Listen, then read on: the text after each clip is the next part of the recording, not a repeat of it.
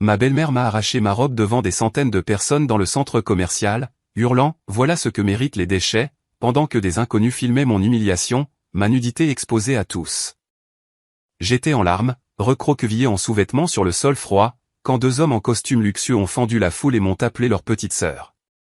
Avant de nous plonger dans cette incroyable histoire de vengeance et de justice, assurez-vous de vous abonner et d'activer la cloche de notification. Croyez-moi, vous ne voudrez pas manquer la fin de cette histoire. Et si vous aimez les récits où le karma frappe en retour, laissez un commentaire dès maintenant. Bonjour à tous, je m'appelle Manon et je dois partager avec vous le jour le plus humiliant, mais finalement le plus transformateur, de toute mon existence. Ce qui m'est arrivé au grand centre commercial Les Halles restera à jamais gravé dans ma mémoire, mais pas pour les raisons que vous pourriez imaginer.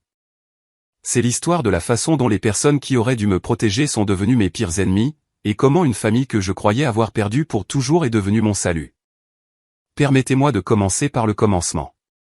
Il y a 2 ans, j'ai épousé Tom, et je pensais prendre un nouveau départ dans la vie. Je venais d'un milieu très modeste. Mes parents sont décédés quand j'étais jeune, et j'ai été élevé par ma grand-mère dans un petit appartement en centre-ville.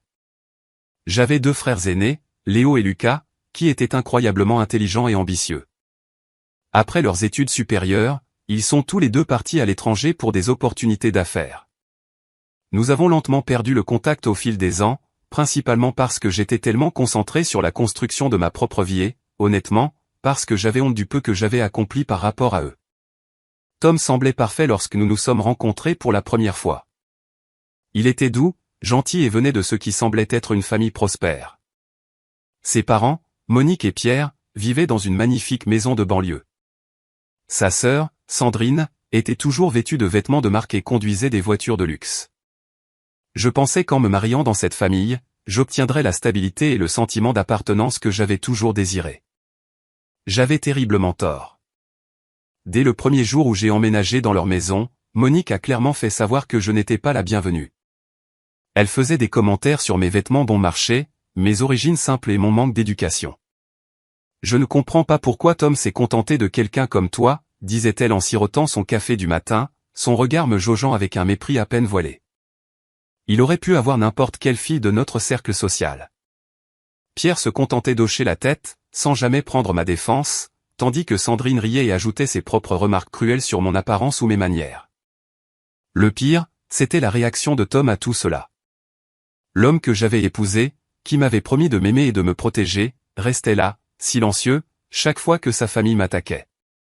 Parfois, il se joignait même à eux, faisant des blagues sur le fait que je devais m'améliorer si je voulais m'intégrer dans leur monde. J'avais l'impression de me noyer dans un océan de critiques et de rejets constants. Je travaillais à temps partiel dans une librairie de quartier, et même si le salaire n'était pas élevé, je contribuais avec la majeure partie de mes revenus aux dépenses du ménage. Monique prenait mon argent, mais se plaignait toujours que je ne contribuais pas assez. Elle me faisait faire la plupart du ménage et de la cuisine, me traitant plus comme une employée de maison que comme une belle-fille. Je n'arrêtais pas de me dire que les choses s'amélioreraient, qu'ils finiraient par m'accepter, mais chaque jour apportait de nouvelles humiliations. Le point de rupture est arrivé lorsque Monique a annoncé qu'elle organisait une grande fête pour son 60e anniversaire au très chic grand centre commercial Les Halles. Ce n'était pas une simple fête d'anniversaire. Elle voulait en faire un événement mondain où tous ses riches amis pourraient voir à quel point sa famille était prospère et raffinée. Elle a passé des semaines à planifier chaque détail, des réservations dans un restaurant chic aux tenues de créateurs que tout le monde porterait. Quelques jours avant la fête, Monique m'a tendu un sac de courses avec un sourire suffisant. « Voici ta tenue pour mon anniversaire », a-t-elle dit. À l'intérieur se trouvait une robe rouge vif, bon marché, comme sortie d'un magasin de déstockage. Le tissu était fin et rêche, et en la tenant, j'ai vu qu'elle était au moins de taille trop petite. « Monique, je ne pense pas que ça m'ira », ai-je dit doucement. Elle a ri froidement et a répondu, « C'est parfait pour quelqu'un de ton statut. De plus, on ne peut pas te laisser être trop belle et voler la vedette aux vrais membres de la famille. » Sandrine se tenait à proximité et se mit à glousser. « Oh, maman, c'est parfait. C'est exactement ce qu'elle mérite. » Tom est passé, a vu la robe et a simplement haussé les épaules. « Porte-la, Manon. C'est juste pour une journée. » Mon cœur s'est serré en réalisant qu'ils avaient délibérément planifié cette humiliation. Ils voulaient que j'aie l'air ridicule, que je me sente mal à l'aise, que je connaisse ma place dans leur hiérarchie sociale. Le matin de l'anniversaire de Monique est arrivé, et j'ai enfilé cette horrible robe rouge. Elle était si serrée que je pouvais à peine respirer et si courte que je me sentais exposé et vulnérable. En me regardant dans le miroir, j'ai eu envie de pleurer, mais je me suis forcé à rester forte. Tiens bon aujourd'hui, me suis-je murmuré. Survis juste à cette journée. Lorsque nous sommes arrivés au grand centre commercial Les Allées, j'ai été émerveillé par le luxe qui s'en dégageait. Des lustres en cristal pendaient du plafond, des sols en marbre brillaient sous un éclairage parfait, et des boutiques de luxe bordaient chaque couloir. C'était clairement l'endroit où les gens riches venaient faire du shopping et se montrer. Les amis de Monique attendaient déjà au restaurant chic, tous vêtus de tenues élégantes qui coûtaient probablement plus que ce que je gagnais en 6 mois.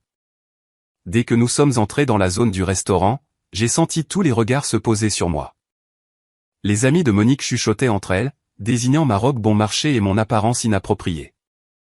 J'ai essayé de rester en arrière-plan, espérant passer le déjeuner sans attirer davantage l'attention. Mais Monique avait d'autres plans. « Mesdames », annonça-t-elle bruyamment à son groupe d'amis. « Je veux toutes vous présenter la femme de mon fils. » La façon dont elle a dit « femme » donnait l'impression que c'était une maladie. Comme vous pouvez le voir, elle vient d'un milieu très différent de notre famille. Les femmes m'ont toisé avec un dégoût et une pitié évidents. L'une d'elles a même couvert sa bouche pour cacher son rire. Mais ce n'était que le début. Alors que nous traversions le centre commercial après le déjeuner, Monique s'est soudainement arrêtée au milieu du couloir principal où des centaines de personnes faisaient leurs courses et se promenaient. « Je ne peux pas être vue avec toi habillée comme ça », a-t-elle déclaré d'une voix assez forte pour que tout le monde à proximité l'entende. Cette robe est complètement inappropriée et embarrassante pour le nom de notre famille. J'ai senti mon visage brûler de honte alors que les clients commençaient à remarquer l'agitation. « Monique, s'il te plaît, rentrons à la maison », les-je suppliais à voix basse. Mais elle n'en avait pas fini avec moi. « Non, ça se termine ici et maintenant. Tu dois apprendre ta place une bonne fois pour toutes. » Ce qui s'est passé ensuite ressemble encore à un cauchemar. Monique a attrapé les épaules de ma robe et, avant que je puisse réagir, l'a arrachée de mon corps. Le tissu bon marché s'est déchiré facilement, me laissant debout au milieu du centre commercial bondé, vêtu uniquement de mon simple soutien-gorge et de ma culotte blanc. J'ai crié et j'ai essayé de me couvrir, mais Pierre s'est placé derrière moi, bloquant tout issue. Tom est resté là, le visage rouge d'embarras, mais pas pour moi, pour lui-même. Voilà ce qui arrive quand les déchets essaient de prétendre appartenir à une société décente. A hurlé Monique à plein poumon. Sandrine a immédiatement sorti son téléphone et commencé à tout filmer, riant hystériquement. « Ça va directement sur les réseaux sociaux », a-t-elle crié. « Tout le monde doit voir quelle perdante pathétique mon frère a épousée. » La foule autour de nous s'est agrandie. Certains riaient, d'autres avaient l'air horrifiés, et beaucoup sortaient leur téléphone pour enregistrer mon humiliation. Je sanglotais de manière incontrôlable, essayant désespérément de couvrir mon corps avec mes mains pendant que Monique continuait son assaut verbal. Regardez-la. Voilà ce sur quoi mon fils a gâché sa vie. Une personne de rien qui ne mérite pas de respirer le même air que les gens honnêtes. Des agents de sécurité se trouvaient à proximité, mais ils semblaient ne pas savoir comment gérer ce qui ressemblait à un différend familial. Je me sentais complètement impuissante, piégée dans le pire moment de toute ma vie. Monique a ensuite ramassé ma robe déchirée et l'a jetée dans une poubelle voisine.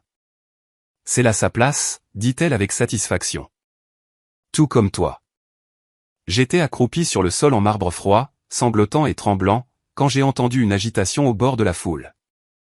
Les gens s'écartaient, chuchotant avec excitation à propos de quelque chose. À travers mes larmes, j'ai vu 2 hommes en costume sombre parfaitement taillés marcher calmement à travers la foule. Tout en eux criait la richesse et le pouvoir, de leur démarche assurée à leur montre coûteuse, en passant par la façon dont les gens s'écartaient automatiquement de leur chemin. Mais à mesure qu'ils se rapprochaient, quelque chose dans leur visage me semblait familier. Mon cœur s'est arrêté de battre un instant quand j'ai réalisé qui ils étaient. Léo et Lucas, mes frères, marchaient vers moi avec des expressions que je n'avais jamais vues auparavant. Leurs visages étaient calmes, mais leurs yeux étaient remplis d'une fureur froide qui rendait l'air environnant dangereux. Léo, mon frère aîné, a immédiatement enlevé la veste de son costume et l'a enroulée autour de mes épaules. Sa voix était basse, mais elle apportait clairement à travers la foule soudainement silencieuse. Personne ne touche à notre sœur. Lucas se tenait à ses côtés, et je pouvais le voir scanner les visages de mes bourreaux avec le regard calculateur d'un prédateur choisissant ses cibles. La bouche de Monique s'est ouverte sous le choc. Elle n'avait aucune idée de qui étaient ces hommes, mais quelque chose dans leur présence l'a fait reculer d'un pas. « Qui êtes-vous » balbutia-t-elle. L'assurance et la cruauté qui avaient rempli sa voix quelques instants auparavant avaient complètement disparu. Lucas a souri, mais ce n'était pas un sourire amical. C'était le genre de sourire qui rend les gens intelligents très nerveux. « Permettez-moi de me présenter », dit-il d'une voix qui ressemblait à de la soie enroulée autour de l'acier. « Je suis Lucas Chen, et voici mon frère, Léo Chen. Nous sommes la famille de Manon, sa vraie famille, et nous possédons 40% de ce centre commercial. » La réaction a été immédiate et électrique. Plusieurs personnes dans la foule ont eu un hoquet de reconnaissance.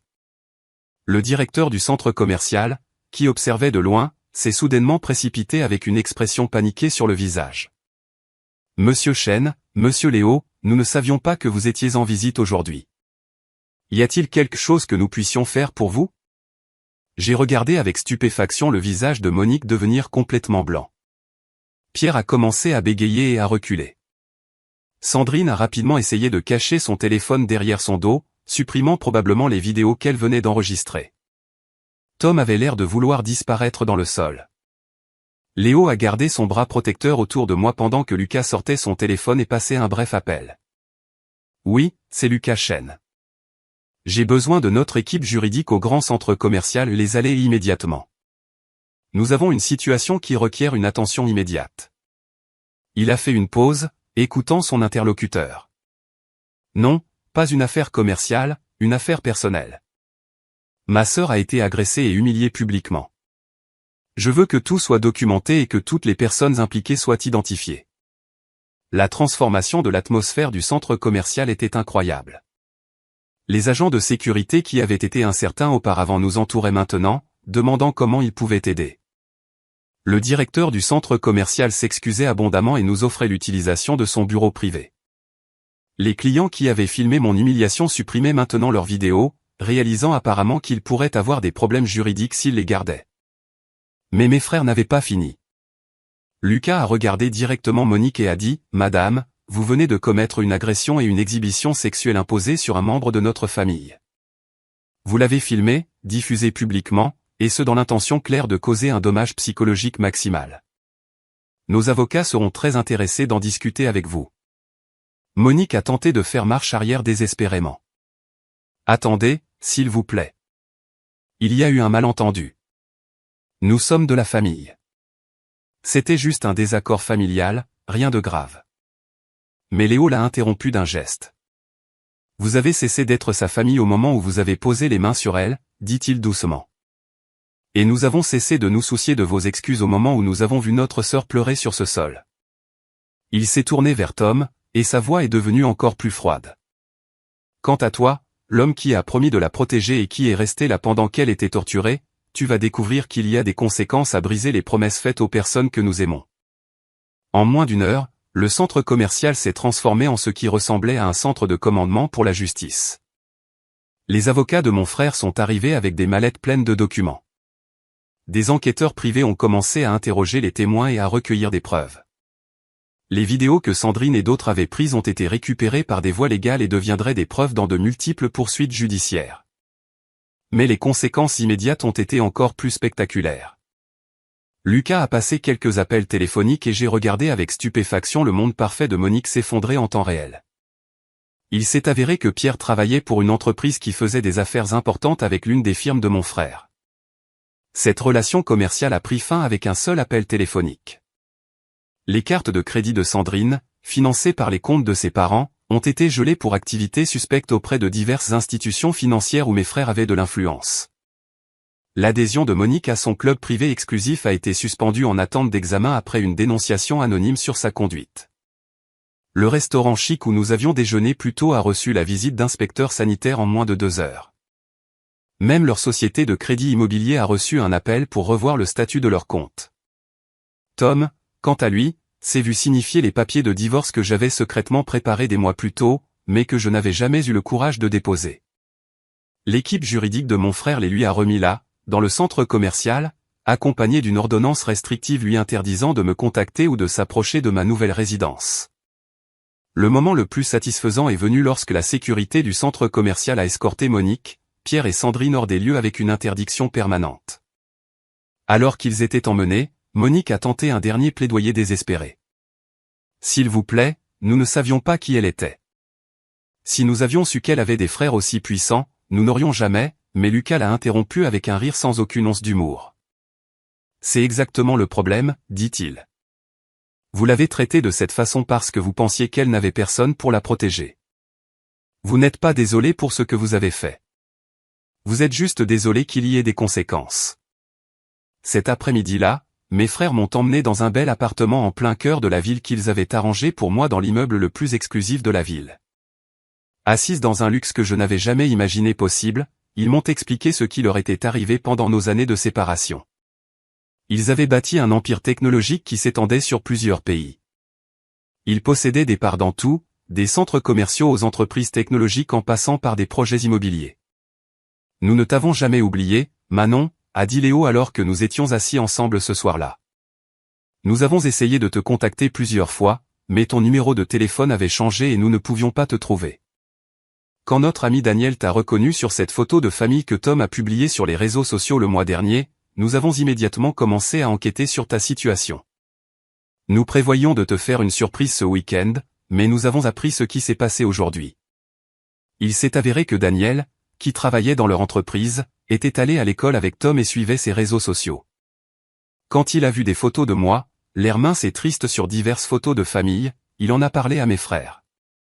Ils essayaient de trouver un moyen de reprendre contact avec moi quand ils ont reçu un appel d'urgence de quelqu'un au centre commercial qui m'avait reconnu sur de vieilles photos de famille qu'ils avaient vues. Les semaines qui ont suivi ont été un tourbillon de procédures judiciaires et de changements de vie. Monique et Pierre ont perdu leur maison à cause des frais de justice massifs auxquels ils ont dû faire face pour se défendre contre de multiples poursuites. Sandrine a dû trouver son premier vrai travail de sa vie lorsque ses parents n'ont plus pu soutenir son style de vie. Tom a passé des mois à supplier pour obtenir mon pardon, mais le mal était fait. J'ai finalement compris que je méritais mieux qu'un homme qui regarderait sa famille me détruire sans dire un mot. La plus belle partie de toute cette expérience n'était pas la vengeance ou la justice, bien que cela ait été merveilleux. C'était de redécouvrir ma relation avec mes frères et de me souvenir de qui j'étais avant que des années d'abus ne me convainquent que je ne valais rien.